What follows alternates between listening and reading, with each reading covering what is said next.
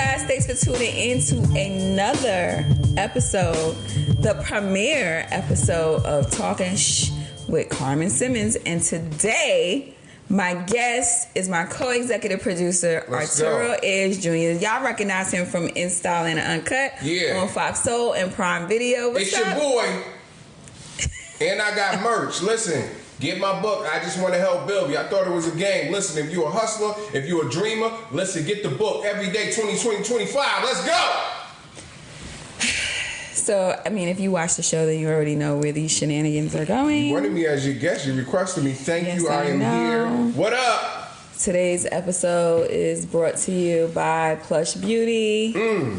Check the lips out. Oh, where can they get that? Because that's popping. It's juicy, too. It's moist. Very juicy. This one is Pretty Ricky. Now, if you go to InStyleLiner.com and you click on the shop tab, you will find Arturo's book, which is I Just Want to Help. Oh, get that right now. Yeah. And you will find Plush Beauty. We are highlighting the red colors right now because it is World AIDS Awareness Month. And these were created in honor of my mom. Let's go. We're also shouting out our non-sponsor, Black Leaf Vodka. Bottles. They are organic vodka. And guys, I have to tell you, it is smooth. Yeah. Goes down easy. So make sure you go to InStyleLiner.com and find us on all social media platforms, and you can find the link for Black Leaf Vodka, for I Just Want to Help book, Plush Beauty. Yes. So, what's up? We're just going to talk about some shenanigans today. What you got? It's a lot going on. Talking shit is not about a formal interview. Yeah, we are just talking shit about what's going on in the media and life. And so there's a couple of things going on. So we have had another sighting of Wendy Williams.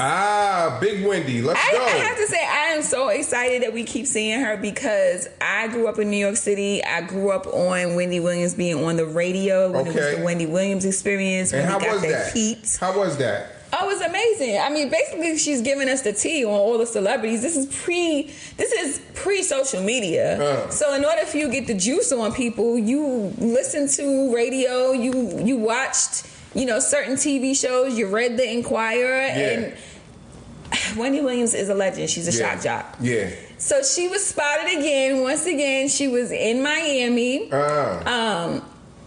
They spotted her outside of a restaurant. Apparently, she was going off. I mean, is there something wrong with that? She's getting something to eat, and no. She's human. So she does have a scooter. Okay. And apparently it's probably a very expensive scooter, too. A very expensive scooter, as she said in this post that we in Miami posted. So according to them, she was in the restaurant. She decided that she wanted to walk herself out. Yeah. And when she walked herself out, her scooter should have been out there, and it wasn't. Oh, okay. She does have handlers with her. Yeah, they're getting paid. So she's visiting from New York. Okay. We still don't really know where Wendy stays, but I'm sure it's extravagant. It should be. It better be. Where do you think Wendy's staying at when she's in Miami? I don't know. What you think? I think she's with family. Every time we've seen her now, all the sightings are with family. So she got a crib. But she does have handlers traveling with her for the holiday season to see her family. Okay. And so they were supposed to have her scooter outside, and apparently they didn't have it where they were supposed to have it. And the car, the black SUV? Yeah, extended all day. Was not where it was supposed to be. And so Wendy, listen, if she is suffering from dementia, she snapped back into Wendy Williams, got the heat real quick. And got the cussing. She's going off in this video. She is the Wendy that we want to see. So I'm excited every time I see a post about her. I really am. I'm not even gonna lie. Did you listen to Wendy Williams? Do you remember her on the radio in New York? Of course. BLS, DJ Antoine Qua. Antoine Qua, that's Jersey. So of course, growing up, 4 p.m. or 4 p.m. or either 2 p.m. where you catch Wendy Williams, early Charlamagne the God. All day. Yeah. That's where you gotta start. Shout out Antoine Qua, DJ Antoine Qua, New Jersey. You already know. Mustafa, Shaw Williams, you know it. Yeah. Jersey Grace. Hell yeah. So Wendy is back in the building. And hopefully she is healthy enough for us to see her a lot more often. I don't expect to see her on TV or on the radio or podcasting yet. But I am happy to see her in the media because she looks good. That's dope. She's making a comeback. We're here for it. Let's go. Let's go. Hey, bring the big deals in for Wendy. She still got it. She never lost it. There's no talent out there anyway. I mean, come on. So it's not rocket science. And bring in the dollars to us too. You know, it's go time. Season 2, In Style Atlanta Uncut on Fox Soul. 6 episodes on demand right now. Go tune in. Tap the link if you Google InStyleAtlanta.com, Fox Soul. We popping up everywhere. Everywhere. You already know. We the new. You know, they the old, we the new. You know, this is real. Real money in, real money out. You're seeing yourself in us. We living out our truths. Like it or not, we here. You know? So speaking of people living out their truth. The book. Recently in the media, we've also seen Claressa Shields going at it with the legendary rapper Papoose' estranged ex-wife. Yeah. But Remy's dope, though. Remy's dope. Remy is dope. I wouldn't say Remy's estranged. No. That they haven't been together, but they are still married. Yeah. And so apparently, like, we never really heard why they broke up.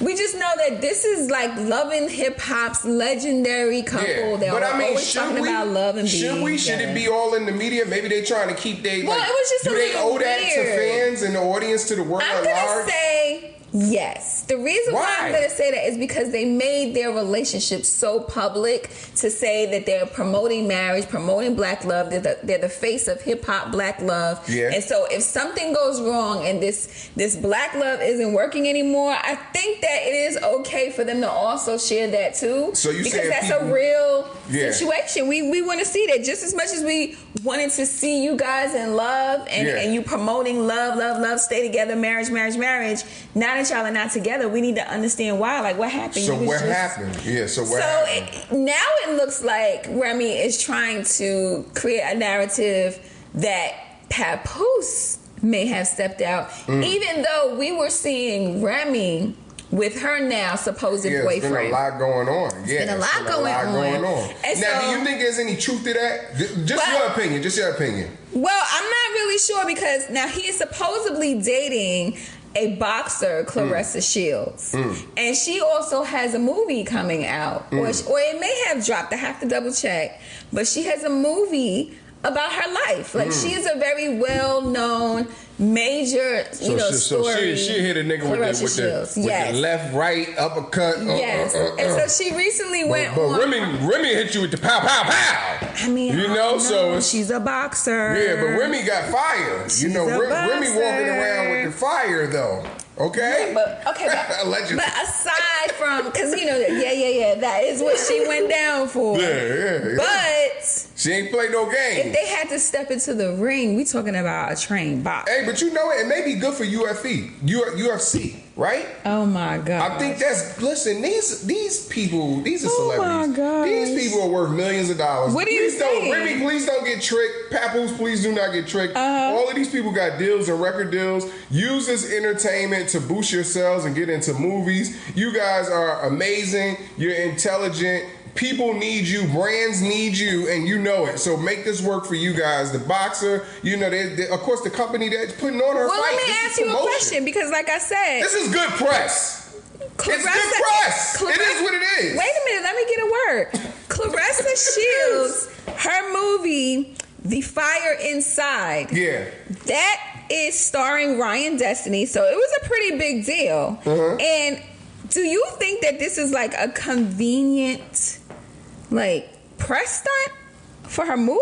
I mean, I think it's definitely convenient. I don't think they planned on it, but I think at this moment, all of the shade room, the neighborhood talk, the baller alerts of the world, InStyleAtlanta.com is posting it. I mean, Jason Lee is posting it. Hollywood Unlocked. I see Angela Yee. I see Academics. I see, the list goes on and on. The TMZ is probably next if they haven't already. Because it's in theaters today. It's big business. And last night, Claressa went on to her live and she said that she is going to be Beyonce in 2025. She's not going to address anything anymore. Okay. You know how secretive B is. Yeah. So she's saying she's going to be Beyonce in 2025 and not address any drama anymore. But it is kind of convenient that she decided to say that. It's all convenience. On Christmas, the day that her new movie, The Fire Inside, comes out. She can't mess that bag up. So now She's probably making millions from that. Does all of the clickbait drama between her and Remy Ma stop now? Because now the movie is out. Hey, I mean, maybe Remy got a split. Papoose got a split. He got a new single coming.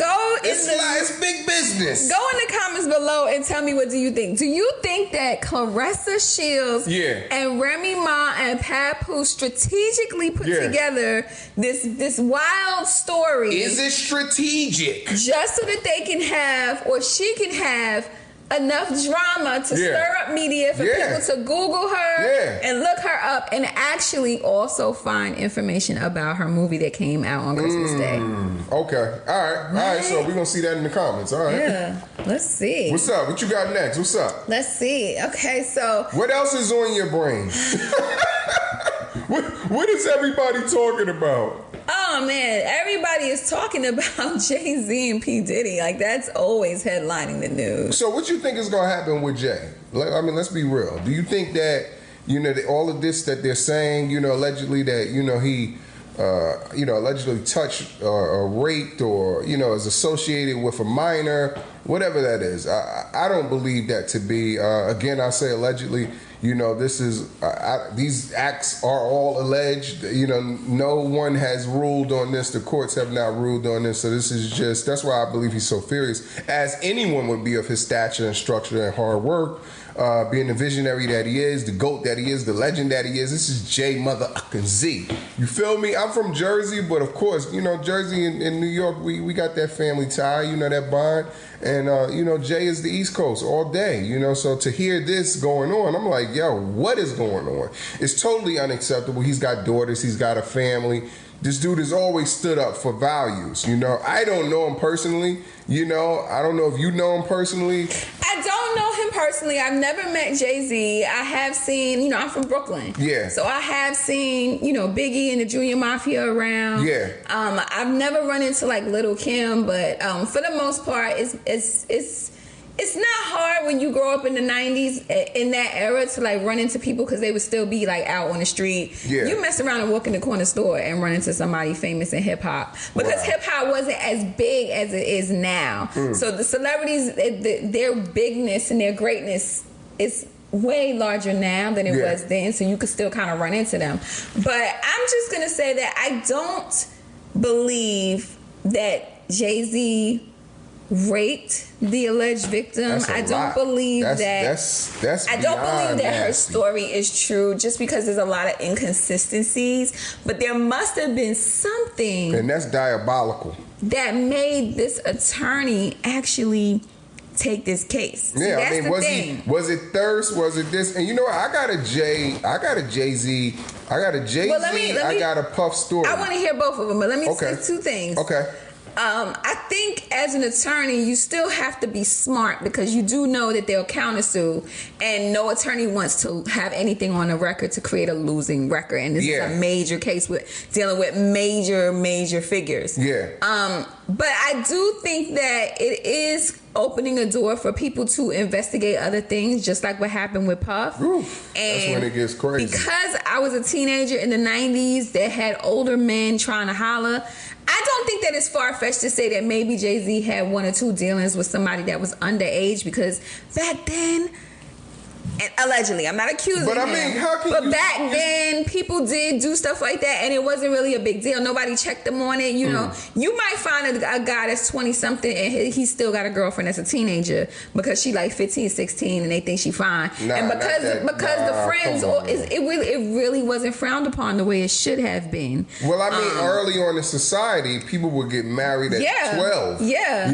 like that. I mean, that was those are years and years ago. However, as we grow as a society and become more educated and understand the mind, and that if you're that young, you don't have the adult you don't have the mind and the maturity to make a decision that an adult would. But like I said, back then in the 90s, guys might be fucking with a teenage girl, and it wasn't really frowned upon. So I don't think it's far-fetched to think that maybe that he did or they did, allegedly, but I don't think that he raped anyone. I can't wrap my mind around that part. Because you got to think about it. How do you get to the event? Of course, these events are not put on by Jay-Z and Puff. These events they're put on by organizations.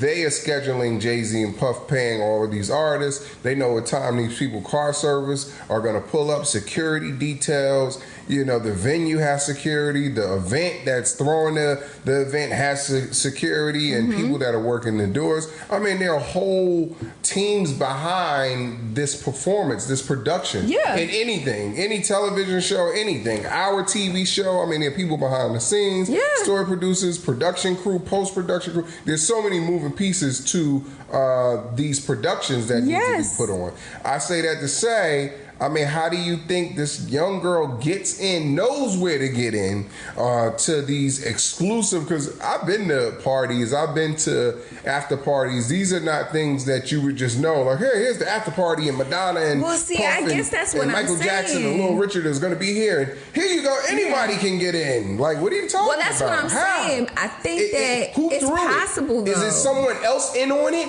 It's possible, like, you got to think about it. And why are you thinking Jay-Z would throw away his empire?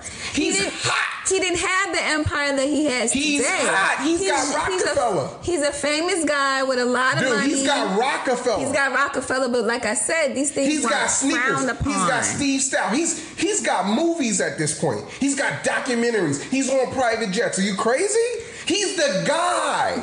Now we're looking at it in the music industry. You know, the hedge fund companies, the major record companies, they're looking and they may understand like how the infrastructure of our culture works so much, you know, off and on. You know, maybe they do, maybe they don't. I say that to say that, you know, listen, back then, you had to be talented. These guys were talented. Absolutely.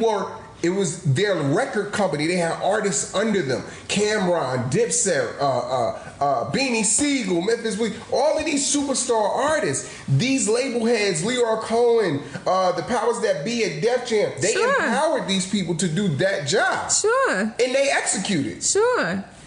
Do you think they would throw all of that away? That's what I'm saying. I don't think that they were looking at it as something that they would be throwing away. I think that because the culture of dating young was not frowned upon. Think about it.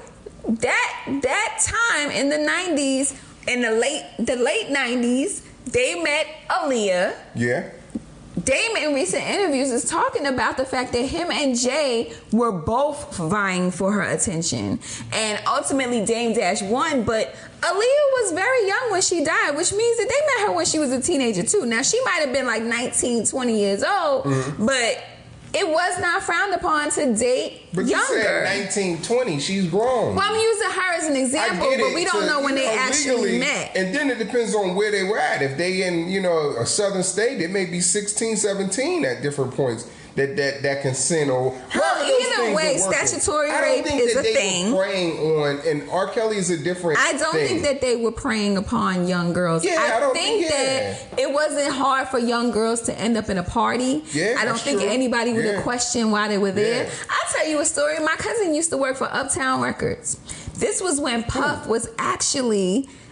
What's their name? He shall remain nameless because we don't speak today, guys, but shout out to him. Okay. But he worked for Uptown Records. Okay. So occasionally he would take me to work with him. I met the Lost Boys, Mary. Whoever was in the office that day, I met them. Yeah. And that was actually when I also met Big for the first time. It was coming outside of the building. He was with his manager, Mark Pitts. But Mark Pitts is also a longtime family friend. So I've been around a couple people when I was young. Now, I say that to say that my cousin was going to a party at Justin's. Yeah. Uptown or Midtown. I don't even remember where it was at, but it was in the city. It definitely was a 21 and older thing to get into because it was a private party, but it was at Justin's. Okay. And he worked at Uptown, so he know everybody. So people would sneak in. He didn't have to sneak me in. He just walked me in. Okay. He just walked me in. He had one of the high boy tables set aside, and he was like, "Hey, sit here, don't move." But exactly, that's what I'm saying. So what I'm saying is it could be an inner working job. So, but I'm saying it could be an inner working job. So you figure. So think about this. You getting into the event. You know where to go. You wake up and Jay-Z and Puff Daddy is right there. What? What I'm saying is that if somebody lets you in, it's not impossible to get in. I came in, he told me to sit down while he walked away and mingled with his coworkers and his friends from the industry, but I easily was sitting there at the table by myself, having probably a Coca-Cola, and one of the bodyguards who we've seen in the media, they were there, and it was just kind of like, yo, she's sitting at the table, she's with me, and that's it. Anybody could have came to the table and hollered at me. For any reason, I could have just got up. I was like 15, 16 years old. Who cares? As many places that I have been. Inside the building is my point. I have been, and I have gotten into places underage myself, of course. You know, that was the thing. You were young. You sneaking in. You getting in. So, I mean, things could have happened. I don't know. I hope not. You know, I pray not. I got a story, exclusive story. I got a music friend, childhood friend, producer Eric Hudson. I remember when Eric first, Grammy Award-winning producer Eric Hudson, he's got the new Chris Brown record too. He produced the new Chris Brown record with Black Tuxedo Residuals. He's amazing. Eric is a genius, a child prodigy early on. Eric is getting his publishing deal at the time. I believe Nova Perry was his attorney, and it may have been at that point that Jaha Johnson was managing Eric Hudson. I don't know. Okay. If it was Ken Joseph, Jaha Johnson, shout out to Jaha, or shout Kedar Massenberg. Okay. Kedar was the first black president of Motown, before Motown Universal, before Ethiopia, right? Okay. So this is New York. You know, Kedar manages Joe. You know, Eric was working with Joe. He also the label also had House Algebra. She was from Atlanta. You know, so I remember all of these times. So we're in New York. We're at Cipriani's. I believe we may have been with KP. Okay, shout out to KP. We in Atlanta. I believe Kawan Parther was managing E at one time too. I remember that. But we went out to eat, and this was just like my guy. That his first of all, his father wrote "Holiday" for Madonna, and that was just like crazy, right? And you know, my childhood friend of listening to his music every single day, he was incredible. His album, he was songwriter, he would do everything. In like the 6th or 7th grade, one of our neighbors to the city was KG from Naughty by Nature. I went and knocked on KG's door and said, "Hey, I got this young kid," because I'm 3 years older than he. I got this young kid that's freaking incredible. He's a producer. You gotta hear him, right? Right. So I saw and witnessed all of this from the ground up. You know, he's working with everybody. He finally gets a few singles, Omarion, Flashing Lights, Kanye. And he's taking meetings, and it allots us this lifestyle out of him, and he gave a lot of that light to me and showed me so many things. Dope. And one of the things was we're at Cipriani's, New York. This is a moment, right? I gotta paint this right. It's a moment. Paint it. Let's go. You know, my man is getting on. Okay. Okay. You know, he signed like a $1.5 million admin publishing deal years ago. So it's like he's super young, fresh 18. He's on, you know, he's on. He's in the studio. Mary J. Blige is coming to the Hit Factory in New York, you know, the old Sony Hit Factory and Sony Studios, all of that, to see him. You know, I remember these moments. We're out to eat, Cipriani's. We see one car pull up, and security hops out. Big ass security hops out. Cipriani's, New York. It's a scene. It's a movie night. You know, it's a movie. You know, the lights out. Everybody's rich is out. You know, it's packed in there. We're standing up. You know, and we see a car pull up, and I mean, pulls up like a movie. Fast pulls up. It's a Maybach, right? One Maybach, and then security's outside. Okay. Big security. We like, what the? Everybody's looking outside, like, It's got the whole Soho movie feel, mafioso feel. We in New York, you know, like, yo. And then another car pulls up, and that's a Rolls Royce. So security gets out of there. We like, yo, who the hell is this? Get out. And so the doors open, Jay-Z pops out. The other car, Puff pops out. Oh. And me and E are like, yo, what is going on right now? What's going on? What's going on right now? It's the right night. You know, and if you ever seen Jay-Z, he's tall, you know, in person. I mean, it's Jay. You know, he flies over Jay-Z. Nigga Jay-Z, nigga back, you know what I'm saying? Puff is Puff. Security or it's a movie outside. They come walking into Cipriani's. Walk right up to us, dap up E and his attorney and different ones like that. And, you know, they probably had a meeting going on. Right. But it's like you're seeing them walk through this crowded room and everybody's rich in there and they just bumping into each other. As fuck. Like, listen, it's a movie. You know, I say that to say, seeing that and seeing how humble they were. You know, I met Puff. I've met, you know, Jay. They humble guys. You know, I think a lot of people have met them. You know, I don't know, man. You know, I'm just praying for the whole thing, praying for the victims. And listen, get out of that. You know, for the new rappers and artists, stay low. You know, peace. You know, get the book. Stay low and don't do trifling shit. You have your whole life and your career ahead of you. You don't have to do things to put you in jeopardy of going to jail and losing everything just to have a good time. There's other things to do. But listen, that's all for right now. Thank you for tuning in for Talking Shit. Thank you, Arturo, for joining me for another chat on Talking Shit. That's Talking SHHH. You can find us on InstaAtlanta.com. And make sure you find us in the shop page. Let's go. For Arturo's book. Stop playing. Changing life. That Plush Beauty. Let's go. You ain't got product. You ain't working. And listen, we got a lot of merch in there. I got some cute shit. Yeah. We'll see you soon. Peace.